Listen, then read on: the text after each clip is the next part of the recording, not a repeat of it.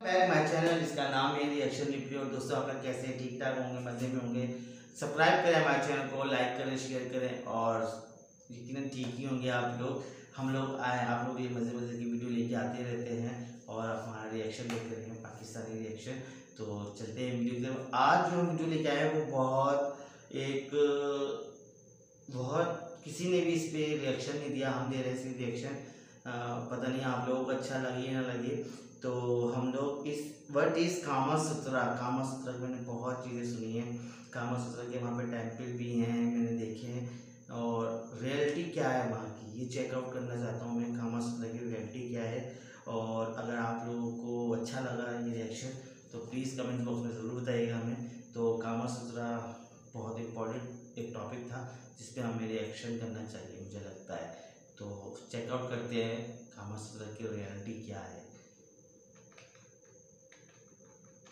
बाज़ लोग उसी पे जाते हैं सिर्फ जो सेक्सुअल होते हैं, उस साइड उस वजह से है या किसी और वजह से है। तो चेकआउट करके क्या वीडियो है आप मुझे निकला क्या है कामा सूत्रा, लुक द वीडियो।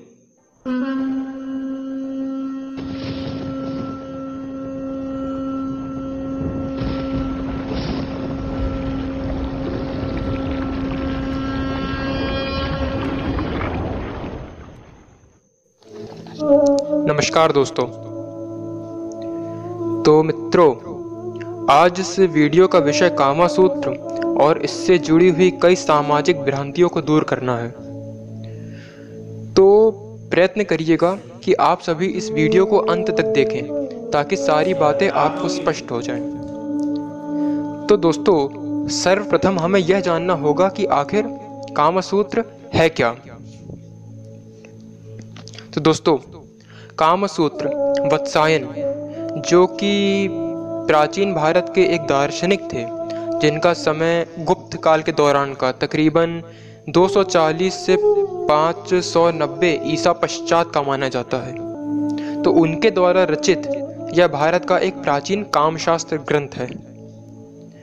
तो अर्थ के क्षेत्र में जो स्थान चाणक्य के अर्थशास्त्र का है, काम के क्षेत्र में वही स्थान कामसूत्र का है।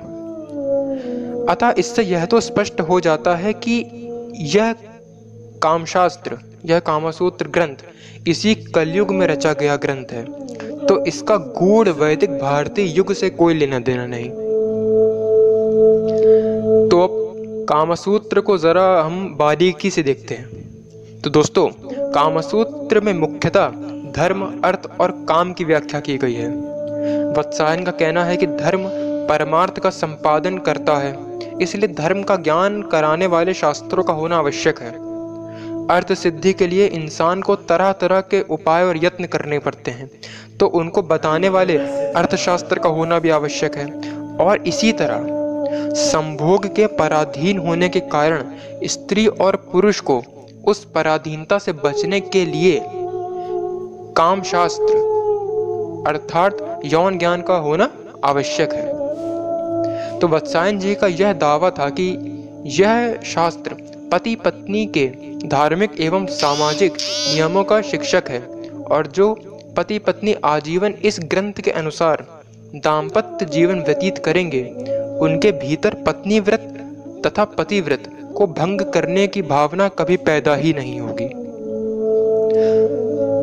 तो दोस्तों, आइए अब हम चर्चा करते हैं काम सूत्र के बारे में फैली हुई कुछ सामाजिक भ्रांतियों के बारे में, जिनको आधार बनाकर कुछ अज्ञानी जन सनातन धर्म को बार बार लांछन लगाने का प्रयत्न करते रहते हैं। तो दोस्तों, पहली भ्रांति तो यह है कि कामसूत्र में केवल विभिन्न प्रकार के यौन आसन यानी कि सेक्सुअल पोजीशंस का वर्णन किया गया है। तो दोस्तों, इसका उत्तर यह है कि कामसूत्र 7 भागों में बटा हुआ है, जिसमें से यौन मिलन यानी कि सेक्सुअलिटी से संबंधित एक ही भाग है जिसका नाम संप्रयोगिकम है। यह संपूर्ण ग्रंथ का केवल 20% ही है, जिसमें से कुल 69 यौन आसनों का वर्णन किया गया है। अब जो दूसरी भ्रांति है कि कामसूत्र एक सेक्स मैनुअल है। तो दोस्तों, काम यह जो एक शब्द है, यह एक विस्तृत अवधारणा है। यह केवल यौन आनंद नहीं है, काम के अंतर्गत सभी इंद्रियां, हमारी कर्म इंद्रिय एवं हमारी ज्ञान इंद्रियों और भावनाओं से अनुभव किए जाने वाले आनंद निहित हैं। उदाहरण के तौर पर कोई सुगंधित इत्र, स्वादिष्ट भोजन, मधुर संगीत, यह सभी काम के अंतर्गत आते हैं और यह सभी हमारी इंद्रियों को आनंद प्रदान करते हैं। तो वत्सायन जी का उद्देश्य स्त्री और पुरुष के बीच के संपूर्ण संबंध की व्याख्या करना था। तो मित्रों, समझने की बात तो यह है कि कामसूत्र के 7 भागों में से केवल एक में और उस एक भाग के भी 10 अध्यायों में से केवल एक अध्याय में यौन संबंध बनाने से संबंध का वर्णन है। तो बस अंग्रेजों और पाश्चात्य संस्कृति के लोगों ने इस इतने बड़े ग्रंथ का इतना छोटा सा भाग लेकर उसको इस तरह से पोर्ट्रे किया, इस प्रकार से दर्शाया कि लोगों को बस यह लगने लग गया कि यह एक सेक्स मैनुअल है। जैसा कि हम सभी को ज्ञात है कि सनातन धर्म के अनुसार मनुष्य जीवन के 4 पुरुषार्थ होते हैं: धर्म, अर्थ, काम और मोक्ष। तो कामसूत्र के प्रथम भाग के दूसरे अध्याय के अनुसार धर्म अर्थ से बड़ा है और अर्थ काम से बड़ा है, अतः काम को सबसे नीच श्रेणी में डाला गया है कामसूत्र के अनुसार, और मोक्ष सबसे बड़ा है, अतः इस मोक्ष के लिए सभी मनुष्यों को प्रयत्न करना चाहिए।